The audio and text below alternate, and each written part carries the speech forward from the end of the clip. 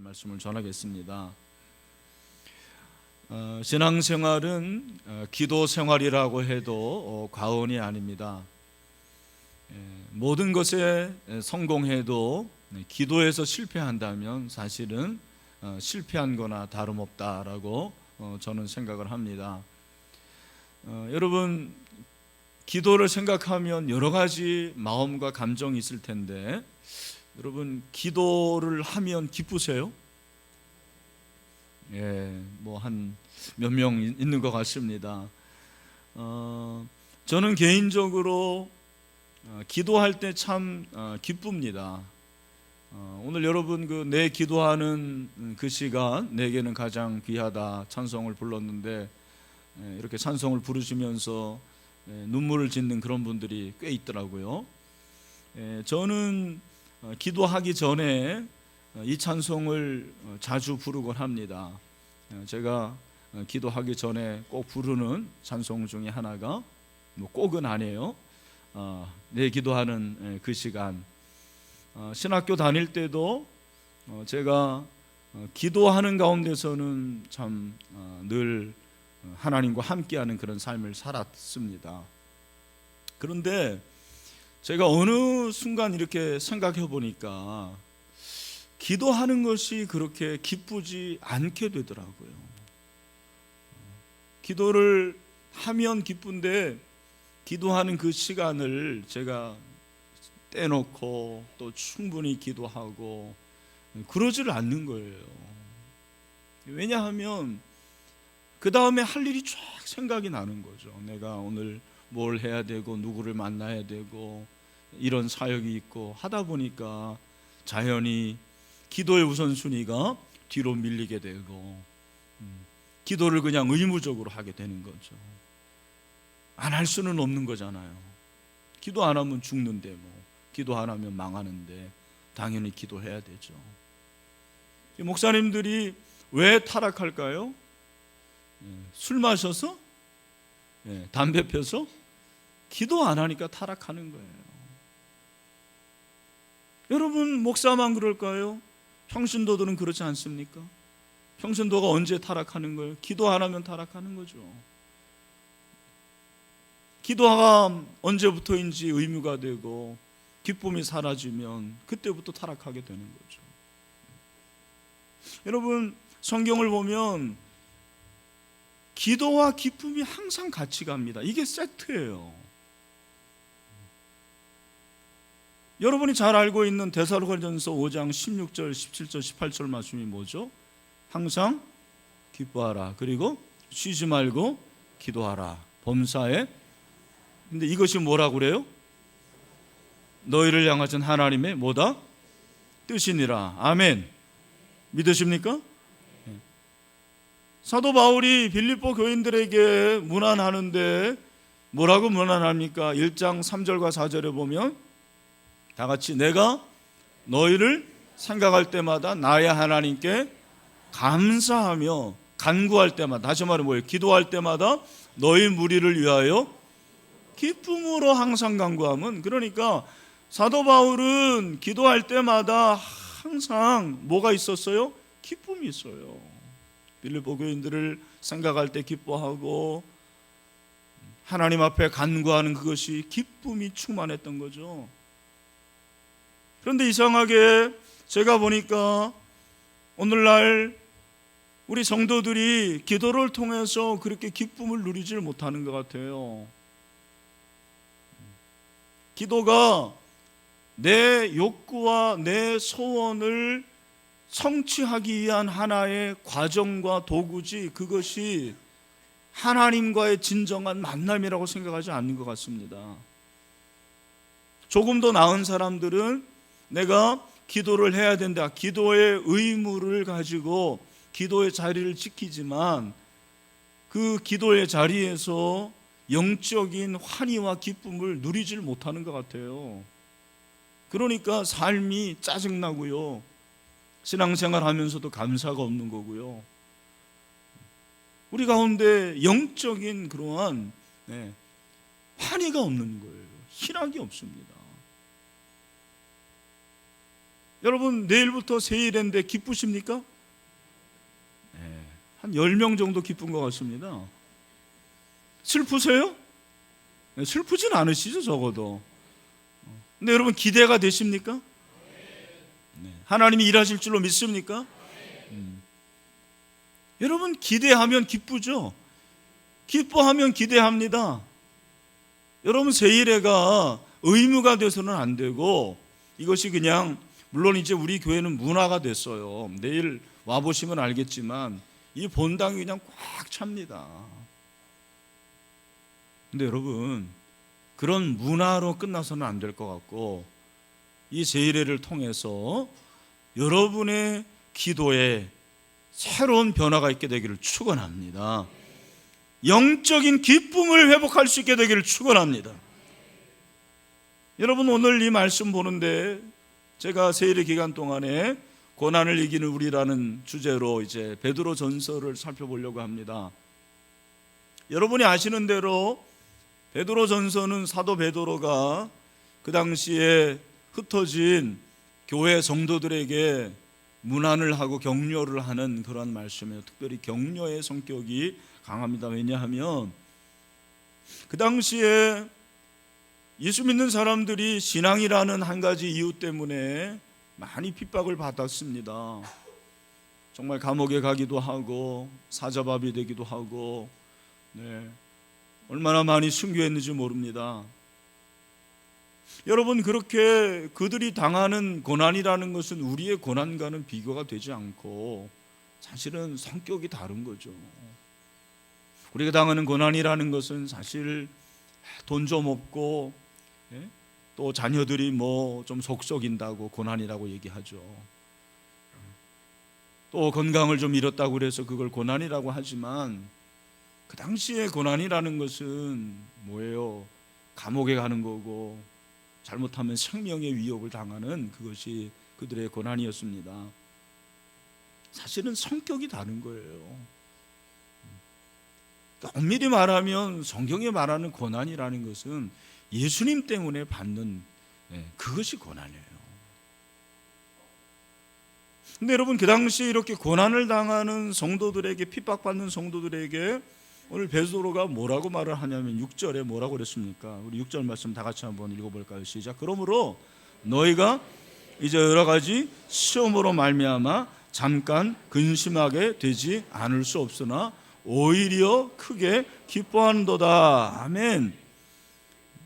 여러분 이 말씀 좀 쉽게 번역하면 이렇게 번역할 수 있을 것 같아요. 너희가 고통을 당하는 것이 불가피한 것이라 할지라도 그런 시험은 오래 가지 않는다.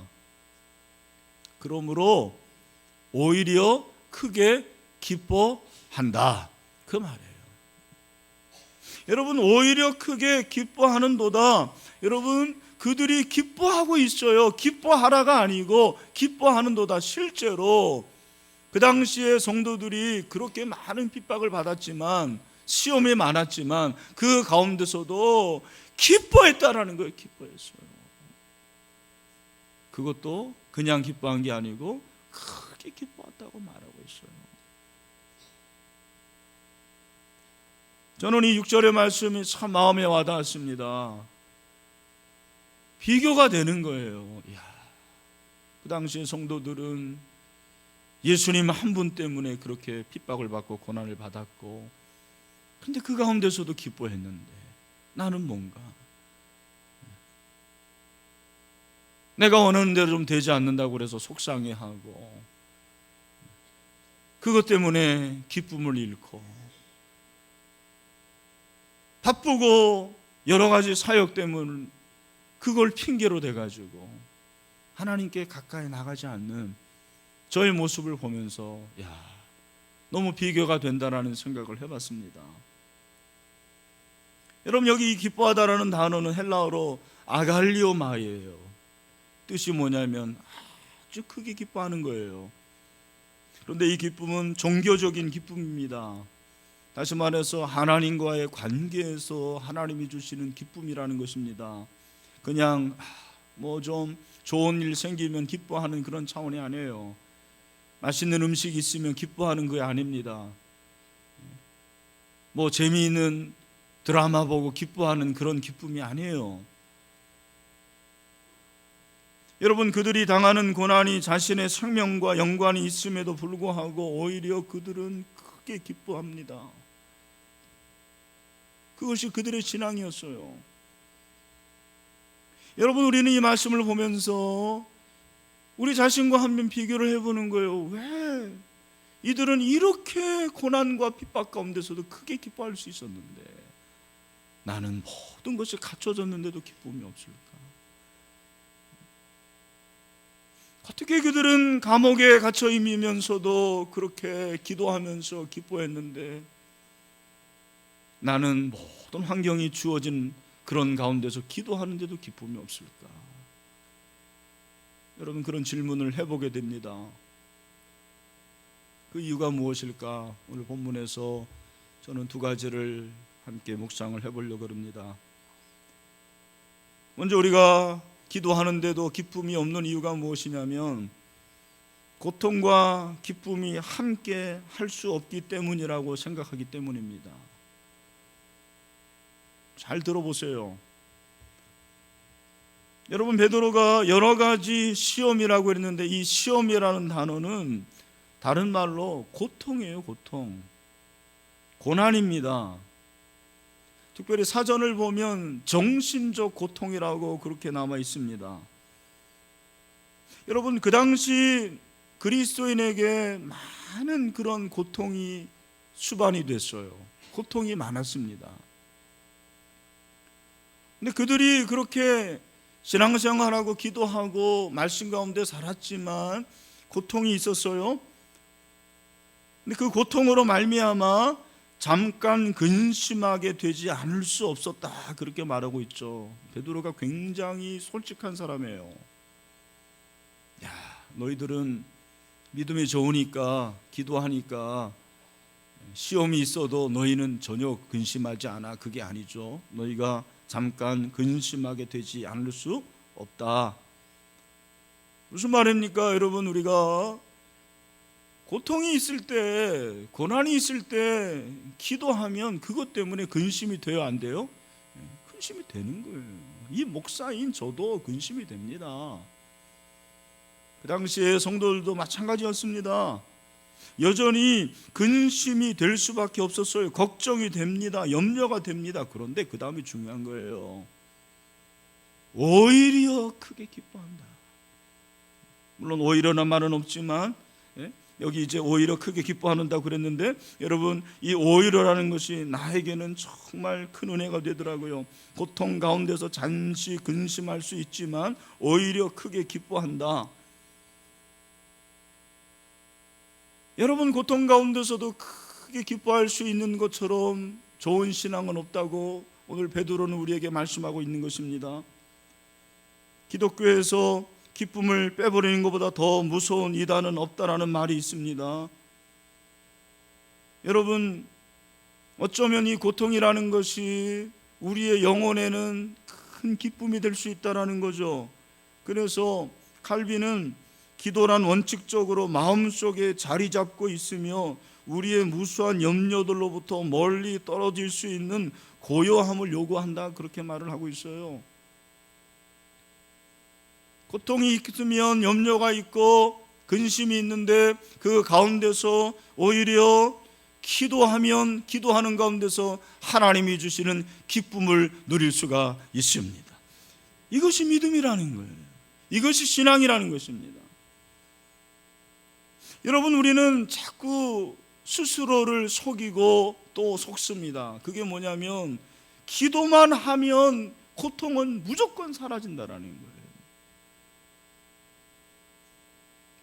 내가 기도하면 내 고통이 사라진다. 여러분, 실존이 그렇습니까? 그렇지 않습니다. 우리 가운데서 남이 알지 못하는 그러한 고통으로 인해서 눈물 짓는 많은 성도들이 있는데 그들이 여전히 근심해요. 그들이 여전히 염려합니다. 그들이 여전히 두려워합니다. 그러면 그것이 믿음이 없는 건가? 그렇지 않다라는 거예요.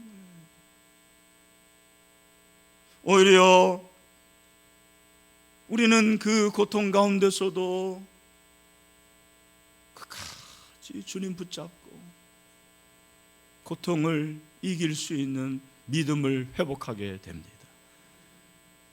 여러분, 그렇기 때문에 사단이 우리에게 주는 거짓 메시지에 속지 마세요. 야, 너 기도하는데 너 슬퍼하지, 너 염려하지, 너 근심하지, 너 믿음이 없는 거야. 너 기도하는데 왜 고통이 없어지지 않냐? 왜 응답이 되지 않느냐? 너 뭐하러 기도하냐? 그런 거짓 메시지에 속으면 안 된다는 거예요. 여러분, 성경은 분명히 말합니다. 우리가 기도해도 고통을 받아요. 고난을 겪습니다. 근심할 수 있습니다. 그러나 그 가운데서 기뻐하는 것이 믿음입니다. 여러분, 베드로전서를 우리가 이제 살펴보겠지만 고난이라는 단어가 총 15번 나와요. 근데 매 장마다 고난을 중심으로 해가지고 고난의 목적이 뭐냐, 고난의 유익이 뭐냐, 고난의 모델이 예수 그리스도인데 그 예수 그리스도의 모습이 어떠냐라는 것을 지속적으로 우리에게 말해주고 있습니다.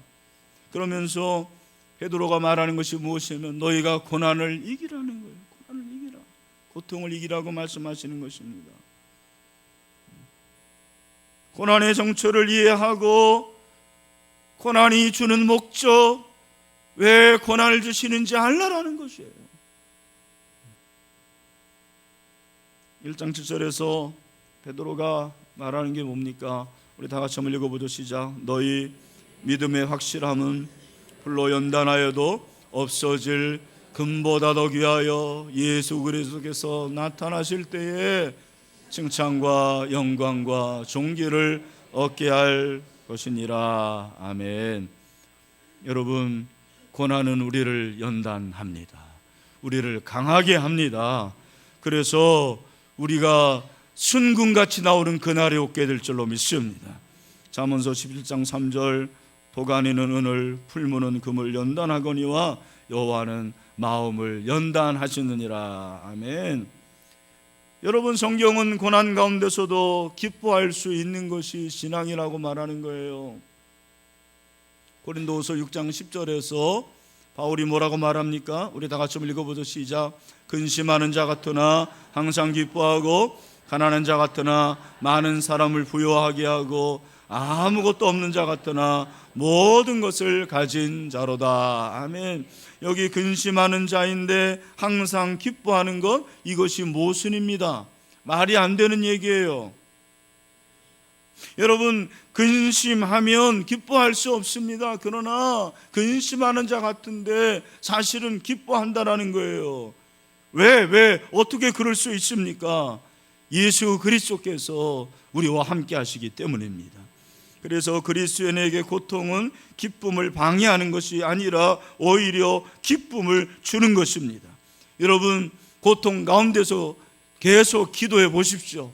그 기도가 우리에게 기쁨을 주게 될 줄로 믿습니다. 여러분 가운데서 이렇게 슬퍼하는 분들이 있습니까? 낙심한 분들이 있습니까? 예상하지 못한 문제로 지금 힘든 분들이 있을 거예요. 참 내가 해결할 수 없는 그러한 여러 가지 문제로 인해서 지금 마음이 눌린 분들이 있을 거예요. 도대체 어떻게 해야 될지 알지 못하는 그러한 불확실한 미래를 겪고 있는 분들이 있을 것입니다. 여러분, 슬퍼하지 마십시오. 우울해하지 마십시오. 낙심하지 마십시오. 기쁨을 빼앗기지 마세요. 이게 중요해요. 여러분, 기쁨을 빼앗기지 마세요. 우리는 오히려 크게 기뻐합니다. 오히려 크게 기뻐합니다. 그래서 우리는 말씀을 붙잡는 거예요. 저는 그럴 때마다 로마서 8장 28절 말씀을 마음에 새기곤 합니다. 우리 다 같이 한번 읽어보죠. 시작. 우리가 알거니와 하나님을 사랑하는 자 곧 그의 뜻대로 부르심을 입은 자들에게는 모든 것이 합력하여 선을 이루느니라. 아멘. 사랑하는 형제자매 여러분, 기도해도 고통은 있습니다. 그러나 고통을 이기는 것이 믿음입니다. 그런 역사가 있게 되기를 주님의 이름으로 축원합니다. 또 한 가지, 왜 우리가 기도하면서 기뻐할 수 없나? 기도 제목만 구하기 때문이다. 저는 그렇게 생각을 했습니다. 오늘 이 본문에 나오는 기뻐하다라는 단어, 종교적인 그런 의미가 있다고 그랬습니다. 사전에 찾아보니까 하나님에 대해서 묵상하거나 하나님께로부터 오는 구원에 대해 묵상할 때 솟아나는 기쁨이 바로 이 기쁨이라는 단어예요. 여러분, 고통을 당할 때 왜 우리가 기뻐할 수 없습니까? 기도하는데 왜 기뻐할 수 없습니까? 기도 제목만 보는 거예요. 하나님이 보이지 않아요. 내가 원하는 기도 응답만 구하는 거예요. 하나님을 구하지 않습니다. 하나님을 보는 게 아니고 기도 제목만 구하는 거죠.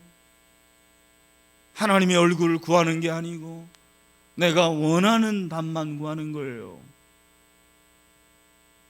제가 최근에 이렇게 성도들을 보면서 생각한 게 바로 그겁니다.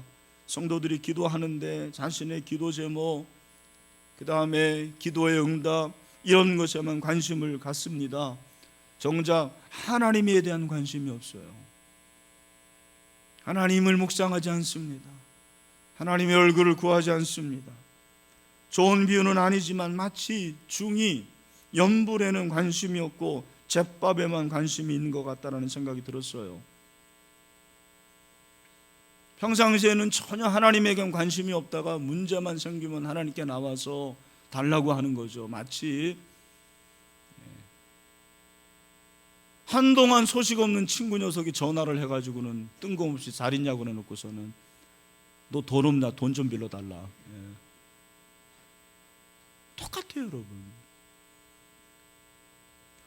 여러분, 왜 기도하십니까? 기도하는 목적이 무엇입니까? 기도의 목적은 사실은 구하는 거, 얻는 거, 그게 기도의 목적인 것은 사실입니다. 여러분, 그런데 제가 기도하면서 느낀 거는 뭐냐면 자꾸 우리 안에 이 막달라 마리아 DNA가 있는 것 같아요. 막달라 마리아, 무조건 달라라는 거예요. 자기가 맡기는 것도 없는데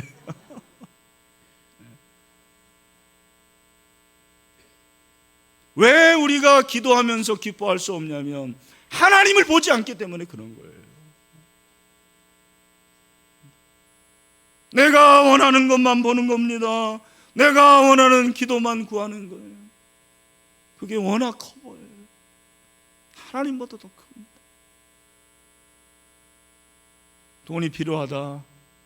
돈이 너무 커 보이네. 하나님 보이지 않아요. 하나님 좀 주시면 좋다, 기뻐한다. 하나님 주시지 않으면, 부족하다 그러면 슬프다. 기도해도 소용없네. 여러분, 목사인 저도 이 부분에서 그렇게 자유롭지 않은 것만은 사실입니다. 여러분, 성경은 뭐라고 말합니까? 예수님께서 말씀하시기를 너희는 먼저 그의 나라와 그의 의를 구하라, 그렇게 말씀하세요. 그리하면 이 모든 것을 너희에게 더하시리라. 먼저 그의 나라와 그의 의를 구하라. 그의 나라와 그의 의가 뭐예요? 굉장히 어려운 주제죠. 큰 주제죠. 쉽게 말하면 하나님을 구하라는 거예요. 하나님의 통치를 구하라. 하나님의 다스림을 구하라. 그런데 모든 것만 구하니까 기쁨이 없어요. 하나님을 구하면 하나님 우리를 실망시키지 않는데, 모든 것을 구하니까, 모든 것만 보니까 그것이 없으면 슬퍼지는 거예요. 요한복음 15장 7절 말씀, 너희가 내 안에 거하고 내 말이 너희 안에 거하면 무엇인지 원하는 데 구하라, 그리하면 이루리라. 아멘. 이런 이 말씀도 잘 해석을 해야 돼요. 우리는 자꾸 뒤만 봐요. 무엇인지 원하는 대로 구하라, 그리하면 주시리라. 내가 구하는데 왜 하나님 주시지 않지? 근데 하나님께서 말씀하신 건 뭡니까? 우리 주님 말씀하시는 거는 너희가 내 안에 거하고 내 말이 너희 안에 거하면 무엇인지 원하는 대로 구하라, 그리하면 주시리라. 아멘. 저는 이 말씀이 무엇인지 알 것 같아요. 여러분, 정말 자식이 부모의 말을 잘 듣고 자식이 그렇게 효자고 자식이 부모의 뜻에 순종하면은요, 그 부모가 왜 자식이 필요한 걸 모르겠습니까? 왜 자식에게 필요한 걸 주지 않겠습니까? 우리가 주님 안에 거하지 않으면서, 주님의 말씀이 내 안에 거하지 않으면서 내가 원하는 것 한두 번 기도하고 간구해서 주지 않는다고 그래서 우리는 슬퍼하는 거 아닙니까?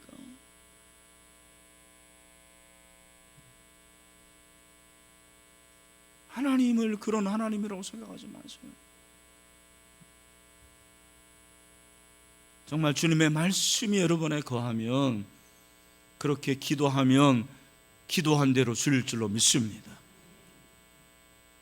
여러분, 기도의 목적이 무엇입니까? 기도의 목적은요, 사실은 하나님을 만나는 거예요. 하나님을 만나는 거. 하나님의 임재 안에 거하는 것입니다. 여러분이 기도를 통해서 그 하나님을 만나기를 축원합니다. 여러분, 초대교회 때 기독교가 그렇게 핍박을 받았어요. 그래서 주 323년, 325년 기독교 공인될 때까지 많은 사람들이 피를 흘렸습니다. 순교했어요. 그래서 그 순교를 붉은 순교라고 그래요. 근데 하얀 순교가 있다는 걸 아십니까? 하얀 순교가 뭐예요? 하얀 피를 흘리는 거예요? 여러분, 기독교가 국교가 되니까 그 다음부터는 핍박을 받을 일이 없는 거예요. 순교할 일이 없는 거예요. 여러분, 성도들이 어떻게 했는지 아십니까? 정말 믿음이 좋은 성도들이 어디로 가냐면 사막에 갔어요. 그들이 바로 사막 교부들이에요. 사막에 가서 그 광야에서 하나님과 독대하는 거예요. 재산을 다 버려두고 가족을 떠나서 외로이 홀로 그 사막에서 하나님을 만났어요. 이것이 바로 하얀 순교입니다. 여러분, 그들이 사막에서 무엇을 구했을까요? 그들이 돈을 구했을까요? 자녀의 성공을 구했을까요? 출세를 구했을까요? 명예를 구했을까요? 그들이 구한 것이 있다면 그것이 바로 하나님의 임재였어요. 하나님의 임재. 하나님의 얼굴을 구했습니다. 여러분, 하나님을 구하는 것이 피를 흘리는 것만큼 어려워요. 여러분의 일상에서 하나님과 독대하고 하나님을 만나고 하나님의 음성을 듣는 것이 어쩌면 피 흘리는 순교보다 더 어려울 수도 있다는 거예요. 얼마나 그들이 배고프고 외롭고 지쳤겠습니까? 하지만 그들은 하나님을 독대했어요. 하나님을 만났어요. 하나님의 얼굴을 구함으로 하나님과 친밀하게 되었어요. 여러분, 이런 헌신이 우리 가운데 있기를 바랍니다. 제가 지난주에 기도원에 가서 이제 기도하는데 오랜만에 산기도를 좀 하고 싶었어요. 제가 가끔 말씀드립니다만 저는 신학교 때부터 우리 교수님이 산기도를 해야 된다고 그래서 산기도를 참 많이 했어요. 제가 겁이 엄청 많거든요. 개구리 뒷다리도 못 만지는데 그 밤에 가서 그렇게 산기도를 하고 할 때 참 얼마나 큰 기쁨이 있었는지 몰라요. 근데 제가 목회가 이렇게 점점점 어떻게 보면은 참 잘 된다고 하니까 산기도할 시간도 없어요. 그래서 이번에 산에 올라가서 진짜 마음껏 한번 주여 삼청 해봤어요. 주여, 주여, 주여. 근데 하나님께서 은혜를 주시더라. 마음에 있는 것이 뚫리는 거예요. 그러면서 정말 다른 기도하지 않고 하나님과의 관계를 위해서 기도했어요. 하나님을 불렀어요. 이야, 얼마나 은혜가 되는지. 눈물이 그냥 앞을 가리고. 그리고 내려오는데 왜 나에게 이런 기쁨이 없을까? 내가 왜 기도 안 하겠습니까? 제가 기도하죠. 이유가 뭔가 생각해 보니까 제가 너무 바쁜 거예요. 기도의 자리에 앉아 있으면서도 뭐 할 생각을 하고, 사역을 생각하고, 교회 일을 생각하고, 하나님과의 진실한 만남이 없는 거예요. 사무적으로 하나님 만나는 거예요. 여러분, 사람이 사무적으로 만나면 굉장히 관계가 루즈해집니다. 재미가 없어져요. 정이 없어요. 사랑이 없어요. 여러분, 우리의 기도가 혹시 이런 기도는 아닙니까? 얄팍한 기도, 당장 써먹을 것만 생각하는 기도, 실용적인 기도, 깊이가 없는 기도, 표피적인 기도. 하나님과의 만남, 그것에는 관심이 없고 하나님이 주시는 그 떡고물에만 관심이 있는 것이 저와 여러분의 기도 생활은 아닙니까? 여집사님들과 대화를 하는데 요즘에 젊은이들이 캠핑이 유행이라고 그러더라고요. 캠핑에서 중요한 게 뭐냐면 먹는 거래요. 캠핑이 뭐냐 그랬더니 먹는 거라고 그러더라고요. 아침 먹고 간식 또 먹고 또 먹고, 소세지 먹고 고구마 먹고 다 남은 거 또 먹고.